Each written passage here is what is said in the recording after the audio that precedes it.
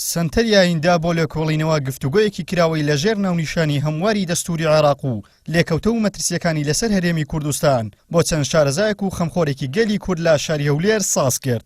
سەرۆکی سنتەرەکەش دەڵێت ئەمە داواکاری خۆپیشاندەران نییە، بەڵکو ئەجیندای سیاسی و شیعی و عەرەبەکانە کە دەیانەوێت لە پەنای خۆپیشاندانەکانەوە ئاواتەکانی خۆیان بەدیبێنن.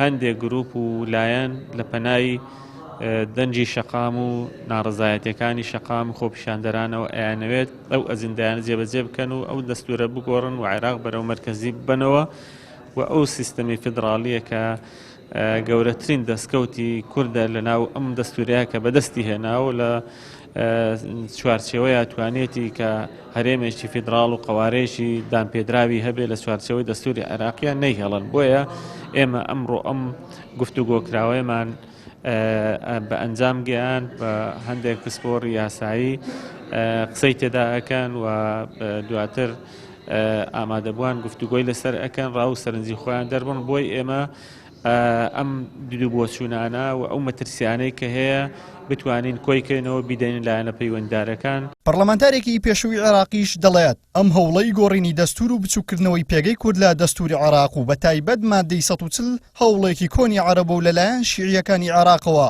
بەڵام ئێستا دەیان هەوێت لە پەنای خۆپیشاندەران هەوڵەکانی خۆیان بە ئەنجام بگەێنن. مەسەلەی تعدیلکردنی یان گۆڕینی هەر لە کۆنەوە قسەی لێ کراوە، دائما باسییان کردووە، ڕازی نەبووینە هیچ وەقت لەو دستورە واتی ئەگەن ئەو دستورە عێراقیەکان نەیانووسیتەوە کەچی بە خۆشیان نووسیتیانەوە شکلەوەی دانیە. ئەگەر وان گۆڕین بگۆڕن کوردیش وەزێک خۆی عادەی نەزەر لە خۆی کاتەوە بزانن چی ئەکا. ئەمە من نازانم چی ئەکا، بەس بالتاکید ڕازی نییە بەوەی بجارێککە کورد ببتە پلەی دووەمین لە عێراق.